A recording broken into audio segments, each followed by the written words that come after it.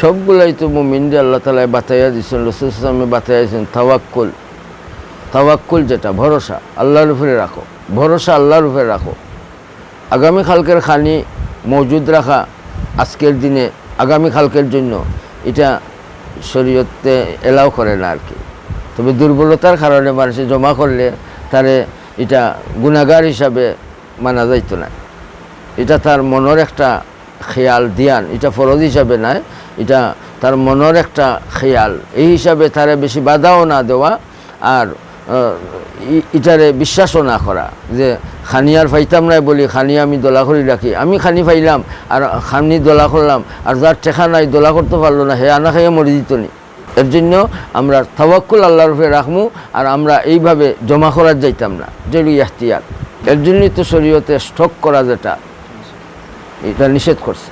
কোনো মাজনে এমনভাবে মানুষের মাঝে মানুষ ক্ষতির সম্মুখীন হোক, জিনিস পাইতো না, মাল আটকাইয়া রাখি দিল, মাল সাপ্লাই দেন না, মানুষে পাইতো না, শরীয়তে ফয়লা থেকে বন্ধ করে দিছে। স্টক করা শরীয়তে যে স্টকের মাধ্যমে মানুষের কষ্ট হয় এই রকম স্টক করারে শরীয়তে আগেই নিষেধ করছে। এখন স্টক হয়তো মাজনে কররা, এখন ক্রেতা হলে স্টক করে লইরা, এখন বাকি ক্রেতা হলো লাগে বিপদার, এটা মুসিবত। মূল কথা ঘুরাইয়া এটা আমাদের কর্মের ফল, মুসিবত আইছে এটা আমাদের কর্মের ফল। এর জন্য বেশি বেশি করি মাইয়াত্তাকিল্লাহ ইয়াজআল লাহু মাখরাজা ওয়া ইয়ারযুকহু মিন হাইসু লা ইয়াহতাসিব। আল্লাহ ফত বাতাইয়া দিছেন তোমারে বেকিয়াস ও গুমান যেখানে তুমি কল্পনা করতে পাররায় না, ও কল্পনাতীত জায়গা থাকি আল্লাহ রিজিক দিবেন তাকওয়া অর্জন করলে।